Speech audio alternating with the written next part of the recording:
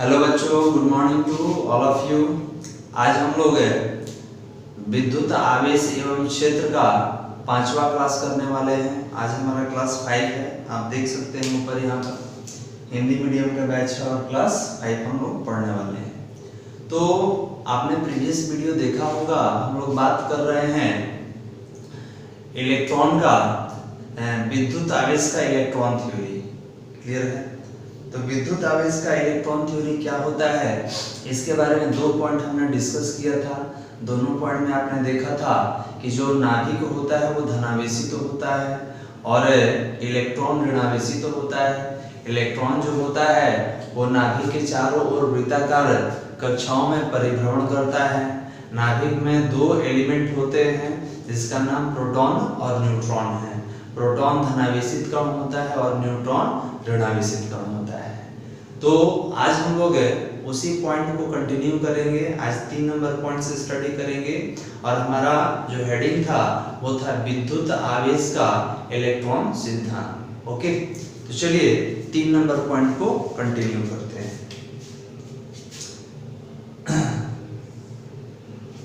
Heading आप दे सकते हैं, जैसे हमने कल स्टार्ट किया था, विद्युत आवेश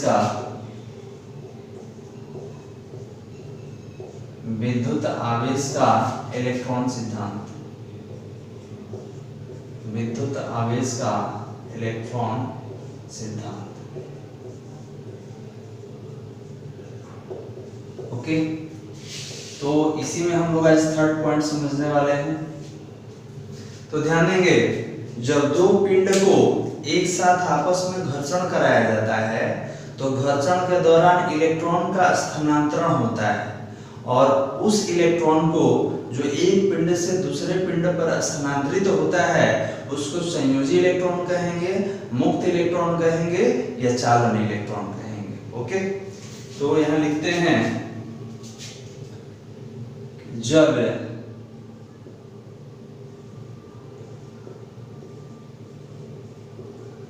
दो पिंडों को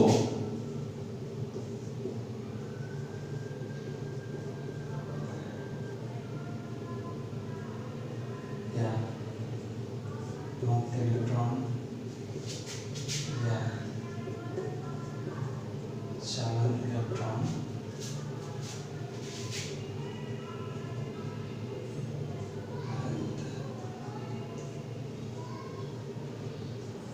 अब ध्यान देंगे, हमने क्या लिखा है पॉइंट 3rd में कि जब 2 पिंडों को आपस में घर्षण कराया जाता है तब एक पिंड से दूसरे पिंड पर इलेक्ट्रॉन का स्थानांतरण होता है। अतः इन इलेक्ट्रॉनों को संयोजी इलेक्ट्रॉन या मुक्त इलेक्ट्रॉन या चालन इलेक्ट्रॉन कहा जाता है। अब ध्यान देंगे, अगर मेरे पास 2 पिंड है, दोनों को हम घर्षण करा रहे हैं तो इलेक्ट्रॉन का स्थानांतरण होता है। स्थानांतरण मतलब कोई इलेक्ट्रॉन लेगा और कोई इलेक्ट्रॉन देगा। तो इस क्रम में जो इलेक्ट्रॉन जाता आता है तो उस इलेक्ट्रॉन को हम लोग संयोजी इलेक्ट्रॉन, उस इलेक्ट्रॉन को हम लोग संयोजी इलेक्ट्रॉन, मुक्त इलेक्ट्रॉन या चालन इलेक्ट्रॉन के नाम से जानते हैं। तो आप कह सकते हैं कि सर कौन है चालन इलेक्ट्रॉन? तो आप कोई भी इलेक्ट्रॉनिक कॉन्फ़िगरेशन लीजिए, पहले भी हमने पढ़ा है। जैसे नाइट्रोजन ले लेते हैं, तो नाइट्रोजन का परमाणु संख्या कितना होता है? 7। कैसे लिखेंगे?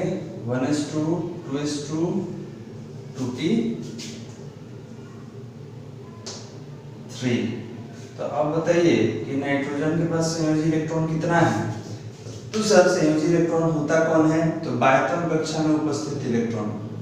संयोजी इलेक्ट्रॉन कितना है? 5। तो आपने बोला कि सर यहाँ पर संयोजी इलेक्ट्रॉन 5 है। संयोजी इलेक्ट्रॉन को आप किस नाम से जान सकते हैं?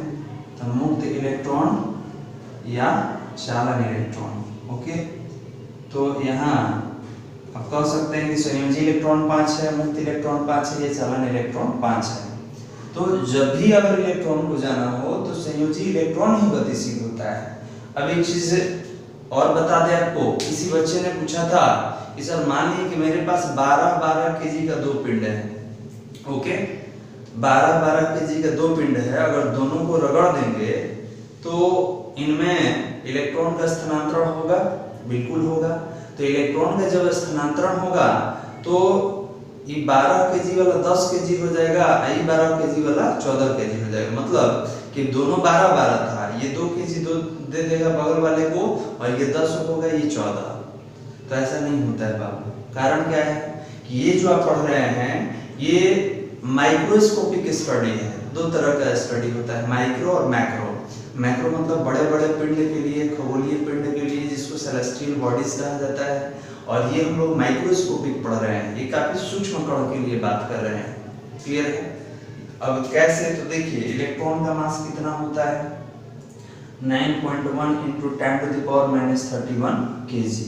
तो अब बताइए कि अगर 10 इलेक्ट्रॉन चला भी गया तो उसके मास में, द्रव्यमान में कितना वृद्धि होगा? बहुत कम होगा। वृद्धि होगा लेकिन बहुत कम होगा। तो हम वृद्धि बोलेंगे लेकिन ये नहीं बोलेंगे कि बहुत ज्यादा वृद्धि, क्योंकि ये सारा माइक्रोस्कोपिक होता है, बहुत सूक्ष्म होता है। अब देखिए 10⁻31 मतलब ये डिवाइड में आएगा तो सोच लीजिए इलेक्ट्रॉन का मान कितना कम हो जाएगा। क्लियर है? तो अगर आपके पास 1 गिलास पानी है, हम 1 बूंद और पानी डाल दें तो इसका वजन थोड़ी दुगना हो जाएगा। क्लियर है? तो वो एकदम हल्का होता है, एकदम माइनर इंक्रीज होता है। क्लियर है? और माइक्रोस्कोपिक लेवल पर उसको देखें तो उसके लिए तो अधिक है। तो स्पष्ट रखना है कि सर ये बड़े बड़े पिंड के लिए बात नहीं हो रहा है। अभी नहीं कि 5-5 किलो का 2 पिंड रगड़ेंगे तो 1 किलो का हो जाएगा, 9 किलो का हो जाएगा। ऐसा नहीं है। ऐसा क्यों नहीं है? क्योंकि किसी भी पिंड से कौन जाता है? तो संयोजी इलेक्ट्रॉन जाता है। पूरा तो इलेक्ट्रॉन ज्यादा नहीं है। तो जब संयोजी इलेक्ट्रॉन जाएगा तो संयोजी इलेक्ट्रॉन का संख्या निश्चित होता है। ये 4 जाएगा, 5 जाएगा, 6 जाएगा। तो जब 6 जाएगा तो इसका पूरा मास कम कैसे हो जाएगा? क्लियर है? और जब 6 इलेक्ट्रॉन जाएगा तो आप समझ सकते हैं कि जब 1 इलेक्ट्रॉन का मास इतना है तो 6 का कितना होगा। और ये काफी सूक्ष्म होता है। हम 11th में पढ़े थे कि दो तरह के स्थूल हमने पढ़ा था, स्थूल और सूक्ष्म। तो ये सब सूक्ष्म कणों के अध्ययन के बारे में बात हो रहा है। ओके, तो चलिए इसको आप पहले लिख लें, उसके बाद अगले पॉइंट में हम आगे बढ़ेंगे।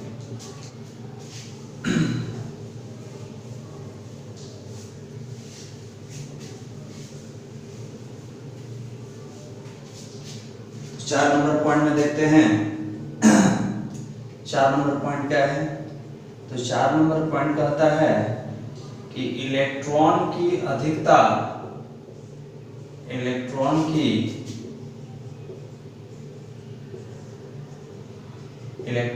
अधिकता पिंड को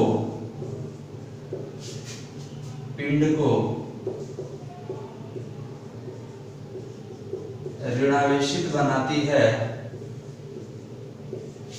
पिंड को ऋणावेशित बनाती है, जबकि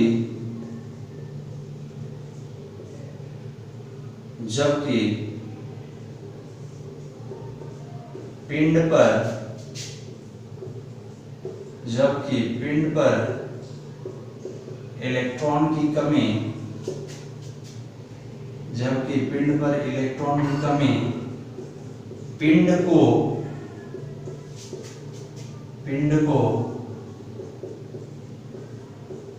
धनावेशित बनाती है। पिंड को धनावेशित बनाती है। तो ये पॉइंट सर हम लोग बहुत पहले से पढ़ते आ रहे हैं कि सर जो देने वाला होता है, जिसके पास कमी होता है वो धनावेशित होगा, जो लेने वाला होगा वो ऋणी होता है, उस पर ऋणावेश आता है। तो यहाँ हमने देखा कि सर इलेक्ट्रॉन की अधिकता एक्सिस के कारण क्या आएगा? ऋणावेश।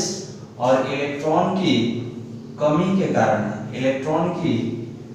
कारण, सॉरी यहाँ पर कमी को हम लोग अंडरलाइन करेंगे, क्या होगा? पिंड जो होगा धनावेशित होगा। समझते हैं? हमने यहाँ पर एक पिंड ले लिया और इसका नाम है A, इसके बगल में दूसरा नाम है, या आप ऐसे भी ले सकते हैं कि नाम ले लीजिए सोडियम और इसका नाम क्लोरीन। तो आपने बोला कि सर सोडियम का 11 होता है परमाणु संख्या, क्लोरीन का 17 होता है। हमने ये तो पढ़ा है कि Na+ होता है Cl-। और कारण समझिए कि ये इलेक्ट्रॉन दे देगा बगल वाले को, क्योंकि आप जानते हैं कि इसका संयोजी इलेक्ट्रॉन कितना होता है 7 होता है, इसको 1 इलेक्ट्रॉन की आवश्यकता होती है। तो यहाँ पर हमने बोला कि ये 1 इलेक्ट्रॉन त्याग कर देगा। जब 1 इलेक्ट्रॉन बगल वाले के पास चला जाएगा, जैसे ये 1 इलेक्ट्रॉन इसको दे दिया, तो आपके सोडियम के पास अभी कितना इलेक्ट्रॉन है? 10। और हमारे क्लोरीन के पास कितना आ जाएगा? क्लोरीन के पास कितना हो जाएगा? 18। ओके, तो आपने बोला कि सर यहाँ पर 10 हो गया, वहां पर 18 हो गया, तो अधिकता के कारण क्या आता है? ऋण आवेश आता है। मतलब इसने 1 इलेक्ट्रॉन प्राप्त किया है, तो जब 1 इलेक्ट्रॉन प्राप्त किया है तो इस पर आवेश कैसा आना चाहिए? -1 का। ये 1 इलेक्ट्रॉन दिया है तो इस पर आवेश कैसा आना चाहिए? +1 का, क्योंकि जो देने वाला होता है वो धन होता है और जो लेने वाला होता है वो ऋणी होता है, ऋण आवेश होता है। तो इसीलिए हमको लिखना होगा आगे, तो सोडियम पर हम प्लस रखेंगे और क्लोरीन पर माइनस रखेंगे। क्लियर है? जब हमने वहां लिख दिया तो इसको हटा देते हैं। तो आपने बोला कि सर ये Na था प्लस हो गया और Cl माइनस, क्योंकि इसने माइनस क्या दर्शाता है? तो माइनस दर्शाता है कि क्लोरीन ने 1 इलेक्ट्रॉन लिया है। आई प्लस क्या दर्शा रहा है? तो सोडियम ने 1 इलेक्ट्रॉन दिया है। अगर यहाँ पर 2 प्लस होता मतलब सोडियम ने 2 इलेक्ट्रॉन दिया है। अगर 3 प्लस होता तो सोडियम ने 3 इलेक्ट्रॉन दिया है। अगर 4 प्लस होता तो सोडियम ने 4 इलेक्ट्रॉन दिया है। अगर यहाँ पर 2 माइनस होता तो क्लोरीन ने 2 इलेक्ट्रॉन लिया है। अगर यहाँ पर 3 माइनस होता तो क्लोरीन ने 3 इलेक्ट्रॉन प्राप्त किया। अगर यहाँ पर 4 माइनस होता तो क्लोरीन ने 4 इलेक्ट्रॉन प्राप्त किया। तो जो प्राप्त करने वाला होगा वो माइनस लेकर आएगा और जो देने वाला होगा प्लस लेकर आएगा। इस पर पहले भी बात हुआ है। क्लियर है? इसको हटा देते हैं। तो आपने बोला कि सर ई कैसा बॉडी होगा? तो ये धनावेशित बॉडी होगा, धनावेशित पिंड होगा, धनावेशित पिंड।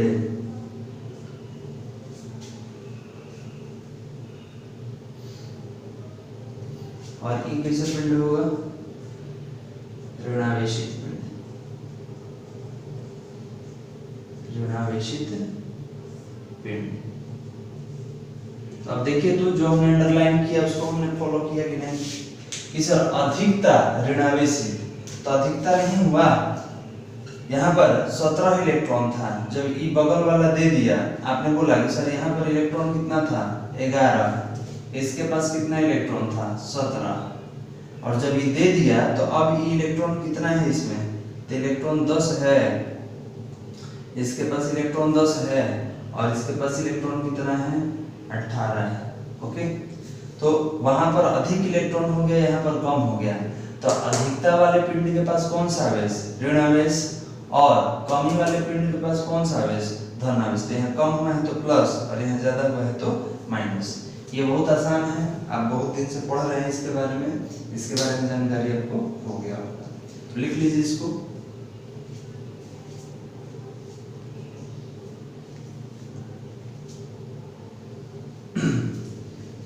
चलिए, इसी के बगल में इसको हटा लेते हैं पहले, उसके बाद बात करेंगे।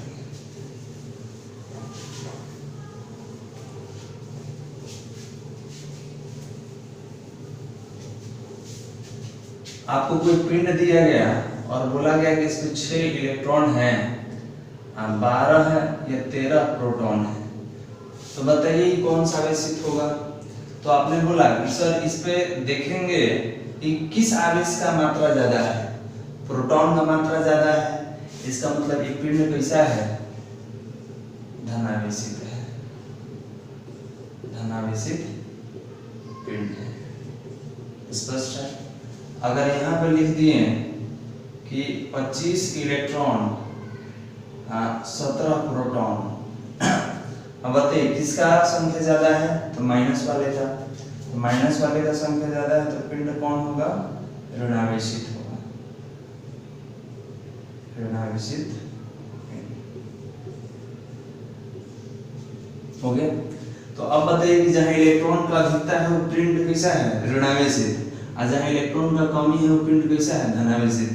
आपको ये भी बताए थे कि इलेक्ट्रॉन जब भी जाता है तो अपना पूरा का पूरा द्रव्यमान लेके जाता है।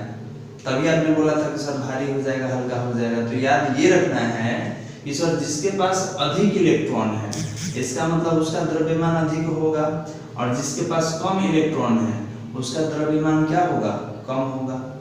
क्यों? क्योंकि जो एक्सेप्टर होता है, ऋणावेशित पिंड जो होता है धनावेशित पिंड से अधिक भारी होता है। तो इसके बारे में आगे बात करेंगे जहां पर आवेश और द्रव्यमान का संबंध हम लोग समझेंगे। ओके, चलिए तो आगे बढ़ते हैं।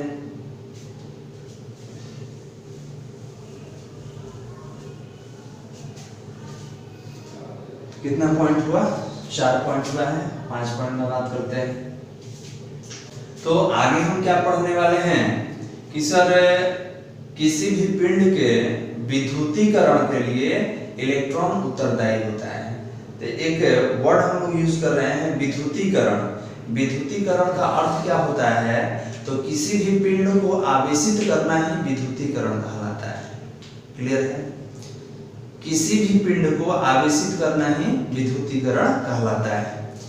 तो यहाँ पे समझेंगे कि सर विद्युतीकरण के दौरान होता क्या होगा? तो विद्युतीकरण के दौरान इलेक्ट्रॉन का स्थानांतरण होता है। आप जानते हैं कि किसी पिंड को कैसे हम लोग आवेशित करते हैं। विद्युतीकरण को इंग्लिश में इलेक्ट्रिफिकेशन भी कहा जाता है। ओके, तो चलिए बात करते हैं।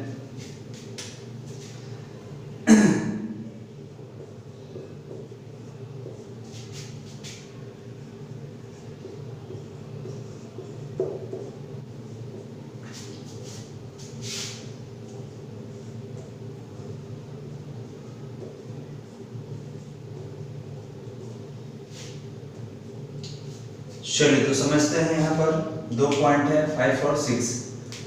कह रहा है कि किसी भी पिंड से इलेक्ट्रॉन का स्थानांतरण विद्युतीकरण के लिए उत्तरदायी होता है। अभी हमने विद्युतीकरण के बारे में पहले बताया था। तो सबसे पहले ये समझ लीजिए कि विद्युतीकरण किसे कहते हैं। तो सर किसी भी पिंड पर आवेश उत्पन्न करना विद्युतीकरण कहलाता है। तो आवेश उत्पन्न होता कैसे है? या तो उस पर इलेक्ट्रॉन हम दे दे या वहां से इलेक्ट्रॉन निकाल लें। कैसे निकालिएगा, कैसे दीजिएगा? तो bye rubbing, by induction, bye conduction, बहुत सारा मेथड है। तो आप बोल सकते हैं कि सर विद्युतीकरण के लिए हमेशा और हमेशा केवल इलेक्ट्रॉन ही उत्तरदायी होता है। मान लीजिए कि 2 पिंड है आपके पास, अगर यहाँ से इलेक्ट्रॉन नहीं जाए, जब इलेक्ट्रॉन नहीं जाएगा तो इस पर प्लस आएगा, जब ये इलेक्ट्रॉन नहीं लेगा तो इस पर माइनस आएगा, तो बिल्कुल नहीं आएगा। तो जब इस पर प्लस नहीं आएगा, इस पर माइनस नहीं आएगा, तो आप विद्युतीकरण कहेंगे किसको? नहीं कह पाएंगे, क्योंकि विद्युतीकरण का अर्थ क्या होता है? तो विद्युतीकरण का अर्थ होता है कि पिंड पर आवेश उत्पन्न करना। आप देख सकते हैं इन्वर्टेड कॉमा में हमने लिखा है कि किसी भी पिंड पर आवेश उत्पन्न करना विद्युतीकरण कहलाता है। और आवेश उत्पन्न कैसे होगा? तो सर आवेश तब उत्पन्न होगा जब किसी एक पिंड से इलेक्ट्रॉन का स्थानांतरण हो। मान लें कि ये इसको इलेक्ट्रॉन दे दिया या इससे ये इलेक्ट्रॉन ले लिया, तो इस स्थिति में जो डोनर है, जो इलेक्ट्रॉन देने वाला है, उस पर प्लस आवेश आएगा, जो इलेक्ट्रॉन लेने वाला है उस पर माइनस आवेश आएगा। और आप कह सकते हैं कि यहाँ पर विद्युतीकरण का प्रक्रिया हुआ है। ओके, तो अगर आपसे कोई पूछे कि विद्युतीकरण का अर्थ क्या होता है, तो आप एक लाइन में बोलेंगे कि विद्युतीकरण का अर्थ होता है किसी पिंड पर आवेश उत्पन्न करना। लिख लीजिए इसको भी समझ लेते हैं, दोनों एक साथ लिख लेंगे। कह रहा है कि नाभिक में धन आवेश वाले प्रोटॉन का द्रव्यमान इलेक्ट्रॉन की अपेक्षा 1837 गुना अधिक होता है, अतः स्थानांतरण का कार्य हमेशा इलेक्ट्रॉन ही करते हैं। आपको पहले ही चैप्टर में हमने फर्स्ट क्लास में ही बताया था कि किसी भी परमाणु के अंदर, ध्यान देंगे, किसी भी परमाणु के अंदर नाभिक में प्रोटॉन और न्यूट्रॉन रहते हैं। इलेक्ट्रॉन कहाँ रहता है? तो बाहरी कक्षा में गतिशील होता है। इस बाहरी कक्षा में इलेक्ट्रॉन घूमेगा। ओके, तो बाहरी कक्षा में इलेक्ट्रॉन घूमेगा। तो सवाल ये है कि सर कोई भी रासायनिक प्रतिक्रिया है, कहीं भी इलेक्ट्रॉन का स्थानांतरण है, तो इलेक्ट्रॉन ही क्यों जाता है? दिमाग में भी आता है कि प्रोटॉन न्यूट्रॉन क्यों नहीं जाता है? उसको न्यूक्लियॉन्स कहते हैं, प्रोटॉन और न्यूट्रॉन को कंबाइंड रूप से। तो आपने पूछा कि सर इलेक्ट्रॉन को ही बार बार क्यों गतिशील बनाया जाता है, तो इसका कारण ये है कि नाभिक में उपस्थित प्रोटॉन और न्यूट्रॉन का द्रव्यमान इलेक्ट्रॉन के द्रव्यमान से कितना अधिक होता है, 1837 गुना। तो अब बताइए कि ई लोग का आपके नाभिक का द्रव्यमान अगर इतना अधिक है और आपसे कहा गया कि प्रोटॉन या न्यूट्रॉन को निकालिए, तो निकाल पाएंगे नहीं। कारण क्या है, तो उसके लिए बहुत अधिक मात्रा में ऊर्जा की आवश्यकता होती है। क्लियर है? और हमारे पास उतना ऊर्जा होता नहीं है, क्योंकि हमारा नेचर होता है कि हम वही काम करते हैं जो आसान होता है। आप भी क्या करते हैं, जो वर्क आसान होता है पहले उसको करते हैं, जो चैप्टर हार्ड रहता है, जो टॉपिक हार्ड होता है, उसको पढ़ने में कठिनाई होती है, उसको हम छोड़ देते हैं। जो हमारे लिए आसान होता है उस पर पहले फोकस करते हैं। तो बिल्कुल सेम थी कि यहाँ अगर पूरे एटम से अगर कहा जाए कि इलेक्ट्रॉन निकालिए, तो आप बोलेंगे कि हम उसी इलेक्ट्रॉन को निकालेंगे जिसको निकालने में कम ऊर्जा का खपत हो। तो जो बाहरी कक्षा में इलेक्ट्रॉन रहता है, ये बाहरी कक्षा में ये नाभिक के साथ कमजोर बंधन में बंधा रहता है। कारण क्या है, तो जैसे जैसे नाभिक से दूरी आपका बढ़ेगा, आपके ऊपर लगने वाला बल घट जाता है। तो बाहरी जो कक्षा देख रहे हैं, इस कक्षा में उपस्थित इलेक्ट्रॉन को संयोजी इलेक्ट्रॉन कहते हैं, और यहाँ से इलेक्ट्रॉन को निकालना काफी आसान होता है। अतः किसी भी रासायनिक प्रतिक्रिया में भाग लेना हो, उसके लिए हमेशा इलेक्ट्रॉन ही गतिशील होता है। अगर कोई पिंड धनावेशित है तो उत्तरदायी कौन है, इलेक्ट्रॉन। अगर कोई पिंड ऋणावेशित है तो कौन उत्तरदायी है, इलेक्ट्रॉन। ओके, तो आप इन दोनों को लिख लेंगे।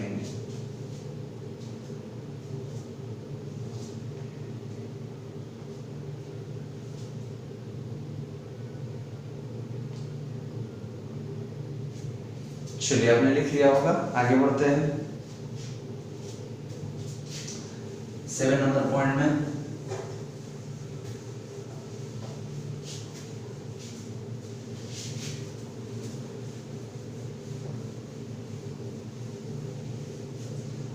सेवन नंबर पॉइंट कहता है कि charge is always carried by mass.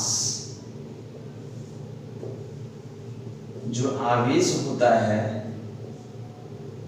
आवेश हमेशा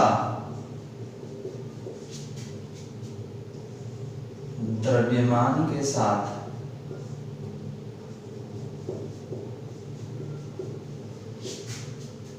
जुड़ा रहता है, जुड़ा रहता है। कैसे समझते हैं, ये बताइए कि इसका कुछ द्रव्यमान है, द्रव्यमान है मतलब भार है। तो ये अगर पिंड बना है, इसका अपना एक भार है, तो इस पिंड को बनने में जो भी एलिमेंट लगे होंगे, तत्व लगे होंगे, तत्व किससे बना है, अणु से, अणु किससे बना है, परमाणु से, परमाणु किससे बना है, इलेक्ट्रॉन, प्रोटॉन, न्यूट्रॉन से, और उसी को आपने क्या नाम दिया है, आवेश। तो हमारे शरीर के अंदर भी आवेश है, मतलब जिसके पास द्रव्यमान है, जिसके पास द्रव्यमान है उसके पास क्या है, आवेश है। तो आवेश जो है हमेशा द्रव्यमान के साथ जुड़ा रहता है। अब सवाल ये है कि सबसे न्यूनतम आवेश कितना होगा, तो सबसे न्यूनतम आवेश जो है वो इलेक्ट्रॉन पर उपस्थित आवेश ही है। तो यहां से हम लोग लिखते हैं कि इलेक्ट्रॉन पर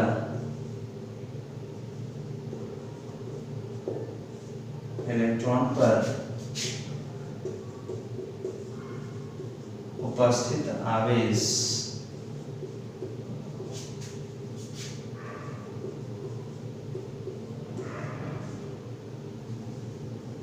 सबसे न्यूनतम आवेश है।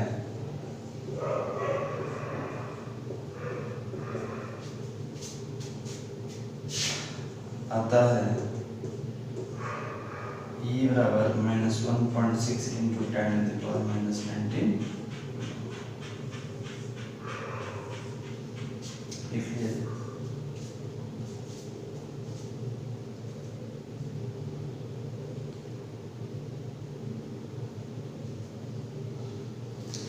चलिए, आपने लिख लिया होगा। तो इलेक्ट्रॉन पर उपस्थित आवेश सबसे न्यूनतम आवेश है।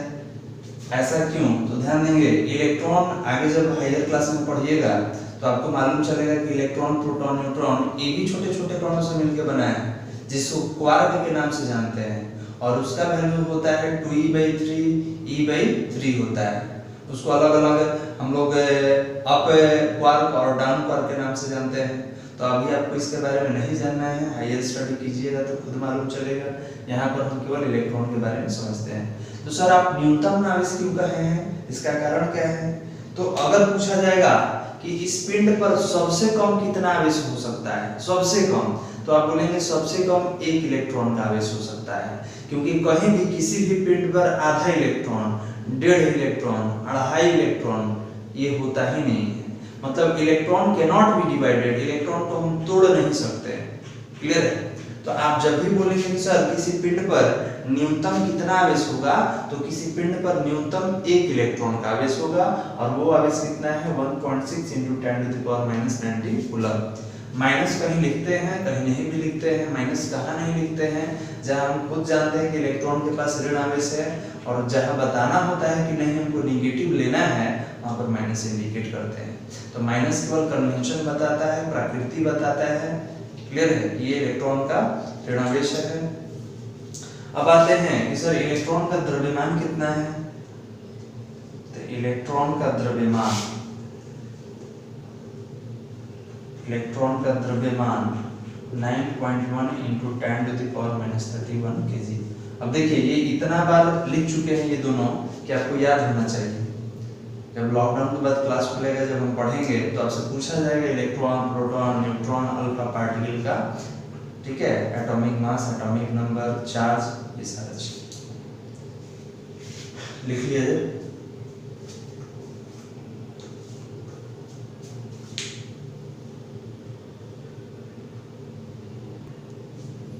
चलिए आगे बढ़ते हैं 9 नंबर पॉइंट में।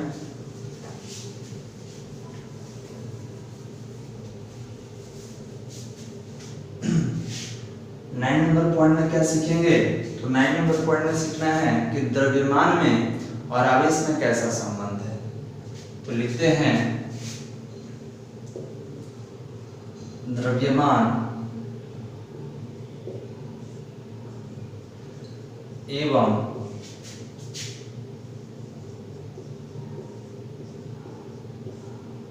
आवेश में संबंध।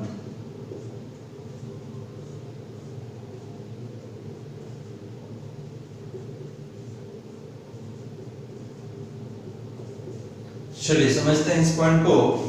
तो ये 9 नंबर पॉइंट है जिसमें समझेंगे क्या? तो सर द्रव्यमान और आवेश में कैसा संबंध है, पहले पढ़ते हैं। कह रहा है कि ऋणावेशित पदार्थ का द्रव्यमान बढ़ जाता है। स्पष्ट है कि सर अगर मेरे पास कोई ऋणावेशित पिंड है तो इसका जो द्रव्यमान होगा ये ज्यादा होगा। ज्यादा के लिए तीर ऊपर पूरा लिख देते हैं, नहीं तो कहेगा कि द्रव्य लिख दिए। द्रव्यमान क्या होगा? ज्यादा होगा। क्यों होगा भाई? इलेक्ट्रॉन प्रवेश करने के कारण, मतलब इलेक्ट्रॉन ले लेता है। तो इलेक्ट्रॉन जब भी जाता है तो अपना भार लेके जाता है, अपना पूरा का पूरा भार लेके जाएगा। तथा धनावेशित पदार्थ का द्रव्यमान कम हो जाता है। क्यों कम हो जाता है? तो सर धनावेशित वह पिंड होता है जो इलेक्ट्रॉन त्याग करता है। तो यहाँ पर द्रव्यमान क्या होगा? कम हो जाएगा। क्यों कम हुआ है? क्योंकि यहाँ पर इलेक्ट्रॉन का अधिकता है। आप बोलेंगे कि सर ये डोनर है, इलेक्ट्रॉन देने वाला, सॉरी इलेक्ट्रॉन लेने वाला है ना जी, ई डोनर होगा। सर ई डोनर है, देने वाला है, आई एक्सेप्टर है, प्राप्त करने वाला। हिंदी तो लिख लीजिएगा ना, डोनर मतलब देने वाला, दान करने वाला, एक्सेप्टर मतलब ग्रहण करने वाला। तो आपको याद रखना चाहिए कि जो माइनस लेके आएगा उसका द्रव्यमान ज्यादा रहेगा। क्यों? क्योंकि उसके पास इलेक्ट्रॉन अधिक मात्रा में आ गया है, और जो प्लस है उसका द्रव्यमान कम होगा। कारण क्या है? कि इस जगह से इलेक्ट्रॉन कहीं चला गया है। तो ये हमारा कंसेप्ट है जो हमने ऊपर लिखा है, यहाँ पे अंडरलाइन कर लेते हैं कि सर ऋणावेशित अगर पदार्थ है, ऋणावेशित पदार्थ, इसका द्रव्यमान बढ़ेगा, और धनावेशित पदार्थ है तो इसका द्रव्यमान कम हुआ। तो बस इस चीज को कंसीडर करते हैं और यहाँ पर आपके लिए एक एग्जांपल हम देते हैं। अब आपको हमने दे दिया कि A 2 + B 4 + C 5 + और D 8 + आपसे दे दिया जाएगा बहुत सारा तत्व, कहा जाएगा कि द्रव्यमान को, इन सारे तत्वों को बढ़ते हुए द्रव्यमान के आधार पर अरेंज करें, सजाएं, या घटते हुए द्रव्यमान के आधार पर सजाएं। तो आप कैसे बताइएगा कि किसका द्रव्यमान ज्यादा है, किसका द्रव्यमान कम है? समझते हैं। तो आपने बोला कि सर 2+ का अर्थ क्या होता है? तो 2+ का अर्थ हुआ कि A जो है ये 2 इलेक्ट्रॉन त्याग किया है, स्पष्ट है। B के पावर 4+ है, मतलब B जो है 4 इलेक्ट्रॉन त्याग किया है। इसका मतलब कि B का द्रव्यमान जो होगा वो A से कम होगा, क्योंकि A से 2 इलेक्ट्रॉन ज्यादा त्याग कर दिया। अब आइए C पर 5+ है। 5+ मतलब कि सर ये B से 1 इलेक्ट्रॉन ज्यादा त्याग किया है, तो इसका द्रव्यमान B से भी कम होगा। और यहाँ D पर 8+ है, मतलब सबसे ज्यादा इलेक्ट्रॉन त्याग करने वाला कौन है? D है। इसका मतलब सबसे द्रव्यमान कम किसका है? D का। इससे द्रव्यमान ज्यादा C का, C से द्रव्यमान ज्यादा किसका है? B का, और B से द्रव्यमान ज्यादा किसका? A का। तो बढ़ते हुए द्रव्यमान के आधार पर अगर इसको सजाते हैं तो आप एरो अपवर्ड कर देंगे और बोलेंगे कि सर द्रव्यमान जो है ऊपर की ओर बढ़ा। बार बार हम बता रहे हैं कि हम एरो से ही बताएंगे बढ़ना और घटना, नहीं तो अगर नहीं समझ में आएगा एरो तो द्रव्यमान बढ़ जाता है और घट जाता है, आप लिख सकते हैं। तो आपने बोला सर सबसे कम द्रव्यमान D का, इससे ज्यादा C का, इससे ज्यादा B का और सबसे ज्यादा A का। स्पष्ट है कि सर धनात्मक आवेश में जिसका जितना ही प्लस कम रहेगा उतना ही उसका द्रव्यमान अधिक, और जिसका जितना ही प्लस अधिक रहेगा उतना ही उसका द्रव्यमान कम। अब ये 8+ का अर्थ क्या हुआ कि 8 गो इलेक्ट्रॉन इसके पास से चला गया। तो 8 गो इलेक्ट्रॉन चला गया मतलब 8 गो इलेक्ट्रॉन के द्रव्यमान के बराबर कमी हो गया। और यहाँ से 2 इलेक्ट्रॉन गया, तो 2 इलेक्ट्रॉन गया, तो 2 इलेक्ट्रॉन गया मतलब बाकी सब इलेक्ट्रॉन इसका लिस्ट में बचा हुआ है। हम मान लें कि सबके पास 8 ही इलेक्ट्रॉन है, तो ये 8 गो में 8 गो दे दिए तो कुछ नहीं बचा। इसके पास 5 गो चला गया तो 3 गो बचा, 4 गो चला गया 4 गो बचा, और 8 गो में 2 गो चला गया तो 6 गो बचा। तो आपको ये याद रखना है कि अगर प्लस हमको दे दिया जाएगा तो जिसका वैल्यू जितना ज्यादा रहेगा प्लस में उसका द्रव्यमान उतना ही कम रहेगा, क्योंकि इसने सबसे अधिक इलेक्ट्रॉन त्याग किया, उससे कम ये, उससे कम ये और सबसे कम ये। तो ये 2 इलेक्ट्रॉन सबसे कम इलेक्ट्रॉन का त्याग किया है तो इसका द्रव्यमान अधिक, और D जो है सबसे अधिक इलेक्ट्रॉन का त्याग किया है तो इसका द्रव्यमान कम। अब आते हैं बगल में एक और लेते हैं एग्जांपल। अगर दे दे कि A 2 - B 4 - C 6 - और D 12 - अब बताइए कि द्रव्यमान किधर बढ़ रहा है? तो समझते हैं कि सर 2 माइनस मतलब A इलेक्ट्रॉन लिया है, कितना लिया है? 2 इलेक्ट्रॉन लिया है। इसके बाद B के पावर 4 माइनस, B ने 4 इलेक्ट्रॉन लिया है। C के पावर 6 माइनस मतलब 6 इलेक्ट्रॉन लिया है, और D के पास 12 माइनस मतलब D जो है 12 इलेक्ट्रॉन लिया है। तो अब बताइए कि जो सबसे अधिक इलेक्ट्रॉन लेगा उसका द्रव्यमान सबसे ज्यादा, और जो सबसे कम इलेक्ट्रॉन लेगा उसका द्रव्यमान सबसे कम। तो इन सब में आप कह सकते हैं कि सबसे द्रव्यमान कम किसका हुआ? तो सबसे द्रव्यमान कम होगा A का, सबसे कम द्रव्यमान A का, उससे ज्यादा B का, उससे ज्यादा C का, उससे ज्यादा D का। ओके, तो यहाँ पर लिखेंगे सर द्रव्यमान जो है नीचे की ओर बढ़ रहा है, सबसे कम द्रव्यमान E, सबसे ज्यादा द्रव्यमान E, यहाँ पर सबसे कम द्रव्यमान E, सबसे ज्यादा है। यहाँ पर यहाँ लिख दे रहे हैं कि कम, और इसके लिए क्या होगा? ज्यादा।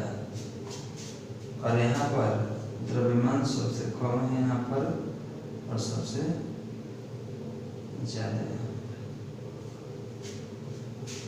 अब आपको दिया जाएगा बहुत सारा तत्व, पूछा जाएगा कि बताइए कौन भारी है कौन हल्का है, तो बता सकते हैं। तो जिस पर प्लस है वो उस पे कमी है इलेक्ट्रॉन का, वो क्या होगा, हल्का, और जिसके पास माइनस है वो भारी है, उसके पास इलेक्ट्रॉन अधिक है। तो आप वीडियो को बीच में रोक लेंगे, रोककर सही तरीके से पढ़कर ये सारा उदाहरण समझ के तभी आगे बढ़ेंगे। क्लियर है? वीडियो को जल्दी जल्दी बढ़ाने से, आगे जल्दी जल्दी बढ़ने से कोई फायदा नहीं है। एक एक पॉइंट पढ़िए, समझ समझ के पढ़िए, आपके लिए बेहतर होगा। तो लिख लीजिए पहले, इसके बाद हम कुछ एग्जांपल दे रहे हैं।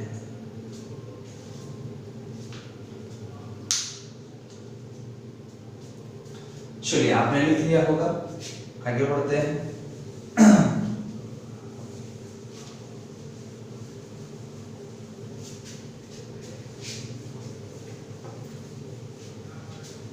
कुछ प्रैक्टिस कर लेते हैं। हमने बोला कि अगर मेरे पास सोडियम और क्लोरीन है, सोडियम और क्लोरीन है, तो आपको बताना है कि दोनों में भारी कौन सा है। तो अभी तो हम लोग पढ़े थे कि सर जिसके पास माइनस वो क्या होगा, भारी होगा, जिसके पास प्लस वो हल्का होगा। क्योंकि क्लोरीन के ऊपर माइनस है, -1 होता है, कुछ नहीं लिखा है मतलब 1 है।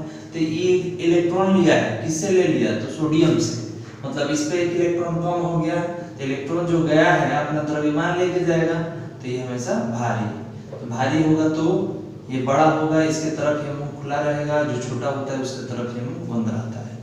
तो याद रखेंगे कि इन दोनों में क्लोरीन भारी है, सोडियम हल्का। आपको देते हैं ऑक्सीजन, ऑक्सीजन 2- क्लोरीन 1-। अब यहाँ पर सर दोनों माइनस है, कैसे पहचानेंगे, तो देखिए कि जिसके पास जितना माइनस अधिक है उसके पास उतना ही अधिक इलेक्ट्रॉन। तो इसके पास 2 माइनस, मतलब इसके पास 2 इलेक्ट्रॉन अधिक है और इसके पास 1 इलेक्ट्रॉन अधिक है। तो आप क्या बोलेंगे, सर ये क्या होगा, भारी। क्यों भारी होगा, कि 2 इलेक्ट्रॉन किसी से लिया है और 1 इलेक्ट्रॉन लिया है, तो ज्यादा इलेक्ट्रॉन लिया है तो इसका द्रव्यमान में ज्यादा वृद्धि होगा, वो कम लिया है तो उसके द्रव्यमान में कम वृद्धि होगा। इसके बाद कौन ले, बोलिए, एल्युमिनियम ले लेते हैं। तो एल्युमिनियम पे 3+, और बताइए नाइट्रोजन, नाइट्रोजन पे 3-। अब बताइए कौन भारी है कौन हल्का है, तो यहाँ पे प्लस है, माइनस है, तो माइनस वाला हमेशा क्या होगा, भारी, क्योंकि सोडियम 3 इलेक्ट्रॉन लिया है। क्लियर है? और 3 इलेक्ट्रॉन दिया है, तो यहाँ पर कमी है, यहाँ पर ज्यादा इलेक्ट्रॉन, तो इलेक्ट्रॉन ज्यादा है मतलब ये क्या होगा, भारी होगा। वीडियो को रोककर सही तरीके से समझकर साफ साफ बनाना है। और फॉर एग्जांपल बोलिए, जिंक ले लेते हैं, जिंक और सिलिकॉन। जिंक का कितना होता है, Zn+3, सिलिकॉन का 2। तो यहाँ पर Zn3+ और Si2+। अब ये बताइए, सॉरी कुछ मैंने गलत लिख दिया, सिलिकॉन पर माइनस होता है ना जी, Zn2- और सिलिकॉन 4-।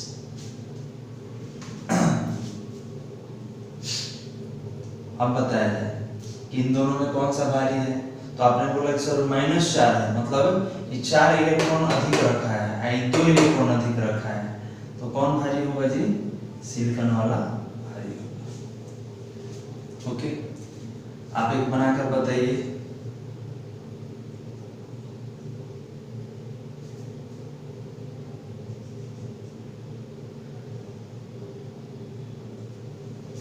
कौन भारी होगा, ऑब्वियसली है कि नाइट्रोजन वाला भारी हुआ, किससे, कार्बन से। तो ये सारा आप लिख लें, इसके बाद आगे बढ़ेंगे।